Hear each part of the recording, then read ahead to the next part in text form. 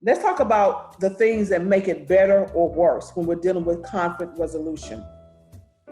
Now, conflict usually escalates when bystanders become involved and take sides. Let me say this. If two people are having a disagreement, a conflict, one of the worst things to do is for those of you who are not directly involved to have an opinion, to take sides. That is not your job. That is not your role, and you're not being a part of the solution. You are a part of the problem. When two people are dealing with a conflict, keep your opinion out of it. You take a stance of, I'm just going to sit on the outside and believe that those two people are going to be able to work it out. But what breaks up an organization, a group, a friendship, or relationship is when bystanders jump in the ring and begin to throw off their opinions, and they begin to have side conversations, and they begin to take sides. Because at the end of the day, remember, everyone has their own perception of truth. And when you start taking sides, 100% of the time, you do not have all the information. You have someone's version of what happened, or you have the other person's version of truth.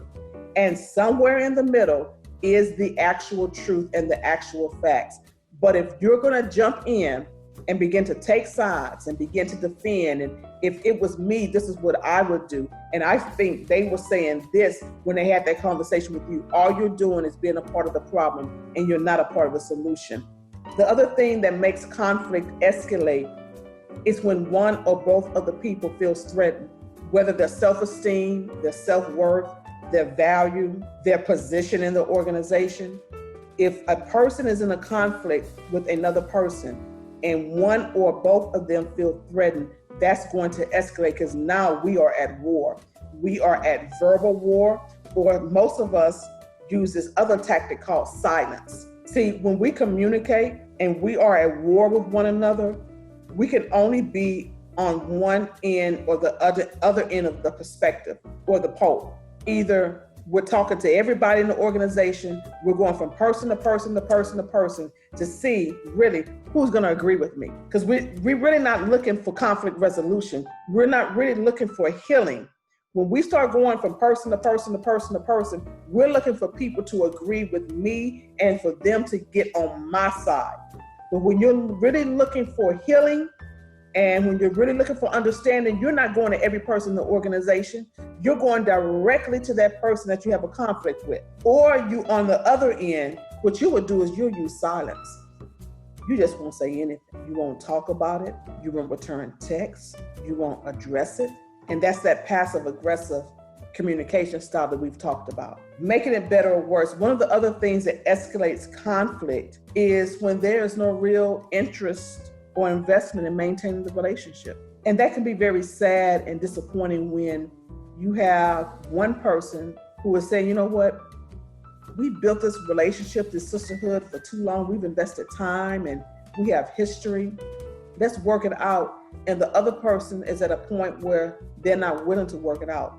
Conflict arises very quickly from that standpoint. Another thing that can escalate conflict very quickly is acting out in anger, fear, or frustration.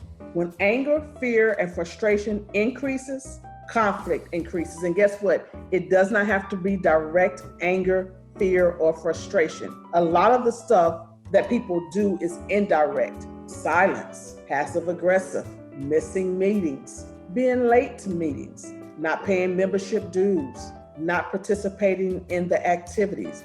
Those are all indirect ways of saying, I'm upset, I'm angry, I got something going on, but I really don't want to deal with it. But I'm acting out because I'm trying to get attention. That's not how we handle conflict as adults, as mature adults, as evolving, growing adults. That is not how we deal with conflict within a friendship, relationship, or an organization. And then one of the last things that escalates conflict very quickly is that those who are involved in the conflict do not acknowledge or meet important needs. Communication is so important in an organization. Communication is so important in any type of relationship. And when the needs of one or more people in that organization or in that friendship is not met, conflict is going to increase. Now, let's talk about ways that conflict will decrease. When those involved focus on the problem instead of each other, that's how you can quickly decrease conflict. I'm going to focus on the problem, not the person. Another way to decrease conflict is those involved express emotions of anger, fear, and frustration directly rather than demonstrating them indirectly. In other words, if you're angry, say you're angry. If you're disappointed, say you're disappointed. If you're frustrated, simply say that you're frustrated. Be direct in your communication versus acting out indirectly. Those who are involved openly discuss and acknowledge their needs. If you have a need for more communication or more transparency, just say it. Acknowledge what it is you need. If you have an issue about a protocol or a system that's set in place or an activity, simply voice that need. Simply acknowledge, hey, I don't have a clear understanding, or hey, I think we could do this a different way.